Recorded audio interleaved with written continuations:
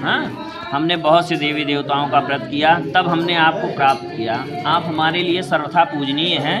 गृहस्थ आश्रम में सुख और दुख दोनों आते रहते हैं, दोनों में आप सम रहेंगे।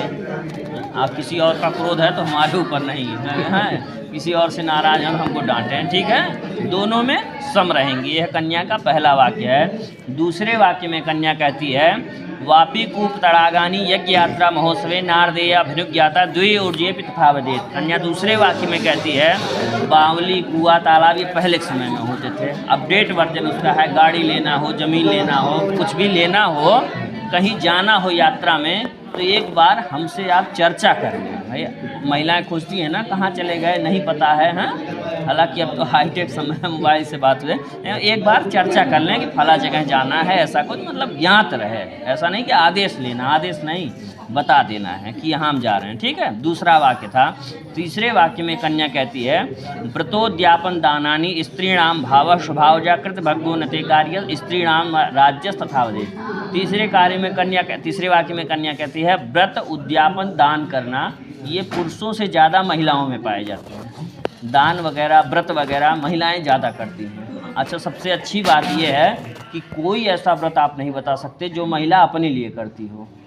कोई बेटे के आयु बढ़ने के लिए, कोई पति के लिए, हैं, समझ रहे हैं, तो सब दूसरे के लिए व्रत करती है। ये बहुत मार्मिक प्रसंग है कि कन्या का या महिलाएं जो भी उनके नैसर्गिक लक्षण, वो क्या चाहती हैं, हमारा बेटा, हमारे पति ये सुरक्षित रहें, ऐसे सुखी रहें, अपने लिए कोई व्रत नहीं करती हैं। तो वो कह रही हैं कि अभी हम व्रत कर रहे हो और हमारी तबीयत खराब हो जाए, कोई असुविधा हो जाए, तो उस व्रत को आप रह के पूरा करें, ठीक। चौथे वाक्य में कन्या ये कहती है, तीसरे वाक्य में कहती है, चौथे वाक्य में कहती है, स्वकर्मणा जितम वित्तम पशुधान्य धनागमम सर्वम निवेदित मह्यम चत्वारी तथा वदेत।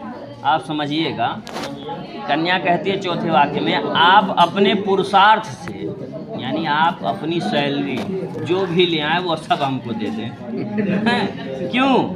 उसका जैसे आपके पास रहेगा नहीं बचेगा, वो रखी रहेंगी, आप उनसे मांग के अपना खर्चा करिए।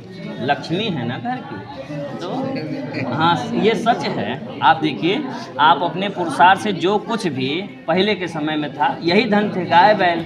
आज के समय में जो भी है धन आपके पास, अपने पुरुषार्थ से, पिता का धन या और किसी का नहीं, अपने पुरुषार्थ से जो धन आप कमाएं, ऐसा नहीं उसको पिताजी को ही देना है, लेकिन इनको दे दें, इनसे लेके सारा पिताजी को दे दें। लक्ष्मी है, इनके हाथ में जाएगा और उन्नति होगी, ठीक है। जो भी आप कमा कर ले आएँ वह सब मेरे हाथ में रख दें और बाद में उसका सदुपयोग करेंगे हम दोनों लोग, ठीक है। पांचवें वाक्य में कन्या कहती है, गजा स्वादन पशूनांच हेयोपादोपकारणम अनापृच्छन कर्तव्य पंचमी पश्चित सदा वदेत। कुछ भी क्रय करना हो, खरीदना हो, वाहन लेना है, ज़मीन लेना है, आज के समय में कुछ भी बड़ा काम करना है, तो एक बार बता दें हमसे, चर्चा हमसे भी कर लें, ऐसा लगे कि हम भी परिवार सदस्य हैं, ऐसा ना लगे कि हम जो हमसे कुछ पूछा ही नहीं जाता।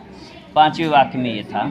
छठवें वाक्य में कन्या कहती है, भूषणानि विचित्राणि रत्न धातुमयानि च तद्ध्यान प्रगृह्यात् षड् विप्राट संवदेत।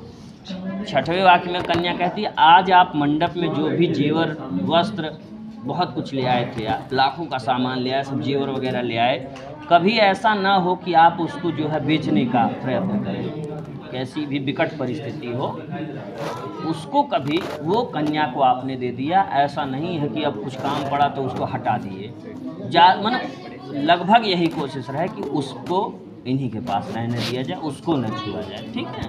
कन्या ये कह रही है कि जो भी आप ले आए हैं, आज हमको पहना दिए हैं, आज हमको दान दिए हैं, ऐसा ना हो कि बाद में हमसे आप उतरवा लें, हमसे ले लें, ऐसा नहीं होना चाहिए। सातवें वाक्य में कन्या कहती है, गीत वादित्र मांगल्यम वधूनांच गृहे सदा अनाहूतम गमिष्यामि इदा में प्रतिपालित। सातवें वाक्य में कन्या कहती है, हमारे घर पे, यहाँ मायके में, केवल मायके के लिए कह रही है कि हमारे घर पे कोई मांगलिक कार्यक्रम हो, किसी का जनेऊ हो, विवाह हो, यज्ञोपवीत हो, तो इन केस अगर नहीं गया है निमंत्रण भी नहीं गया है और कन्या कह रही कि नहीं हमको जाना है, वहाँ घर पे आना है, केवल घर के लिए है, हर जगह नहीं, कह रही है कि हमको वहाँ जाना है, तो यहाँ के लिए आप नहीं रोकेंगे, समझ रहे हैं?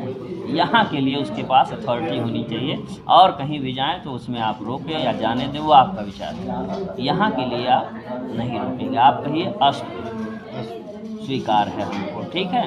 अच्छा, आपने 7 वाक्यों को स्वीकार किया, तो वर कहता है कन्या से हम 7 वाक्य 5 वाक्य कि हमने आपके 7 वाक्य स्वीकार किए, अब आप हमारे भी कुछ वाक्य हैं जिनको आप स्वीकार करिए। वर कहता है क्रीड़ा शरीर संस्कार समाजोत्सव दर्शनम हास्यम परिगेह यानम तेजेत प्रेषित भर्तृका।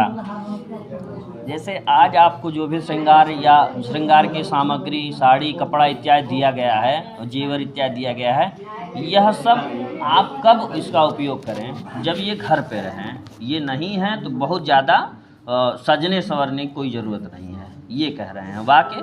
हाँ, वर का पहला वाक्य है कि जब हम रहें तब आप श्रृंगार करिए, हमारे न रहने पे आप बहुत ये सब श्रृंगार वगैरह ना करिए, ठीक है बहन जी? ठीक है ना। दूसरे वाक्य में कह रहे हैं विष्णु वैश्वानरः साक्षी ब्राह्मणम ज्ञाति बांधव पंचमम ध्रुवमालोक साक्षिन्वम ममागतः। हमारे विवाह के 5 साक्षी हैं, आपके इस विवाह के 5 साक्षी हैं। वर कह रहा है कि हमारे इस विवाह के 5 साक्षी हैं। कौन कौन?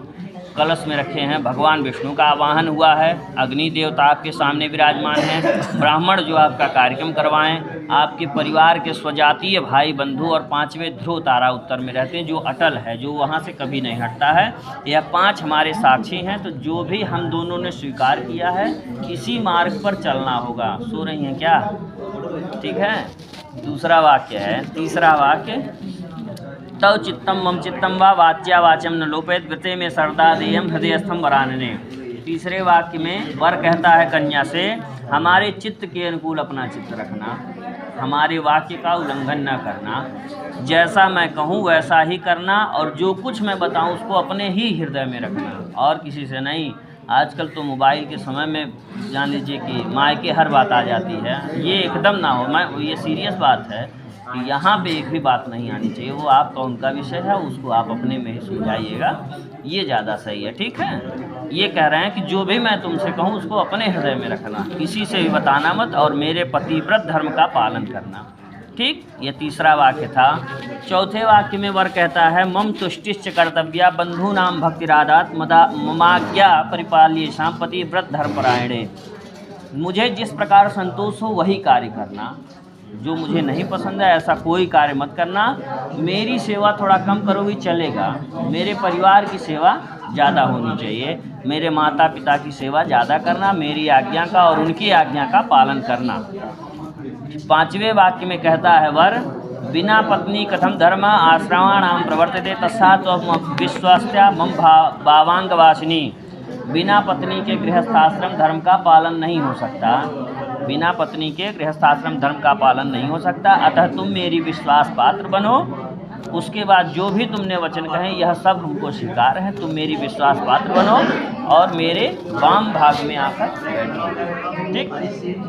कहिए अस्तु, ठीक।